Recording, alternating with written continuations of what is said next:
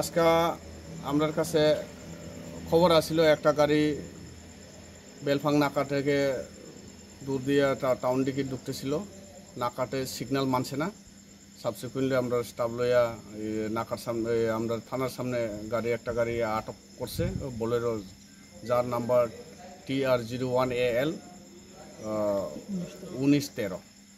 তো এরপরে গাড়িটা ফুললি পলিথিনের কাভার আসছিল। তো খোলার পরে দেখা গেছে এখানে প্রচুর কাঠ আসলো। তো যেহেতু কাঠ আছে, ড্রাইভারের জিজ্ঞাসাবাদ করছিল, তার এই ডকুমেন্টেশন কোনো আসেনি, কাঠ যে কাঠ নিয়ে আসছিল। তো ড্রাইভার কোনো ডকুমেন্ট প্রডিউস করতে পারেনি। এরপরে আমরা জয়েন্টলি ফরেস্ট ডিপার্টমেন্টের লোকে টেক আপ করছে। তো গাড়িটা ফরেস্ট ডিপার্টমেন্টকে হ্যান্ডওভার করা হয়েছে। গাড়ির ভিতরে 3 জন আসলো, আর পদ্মবিল ফরেস্ট রেঞ্জের আন্ডারে হ্যান্ডওভার করছে।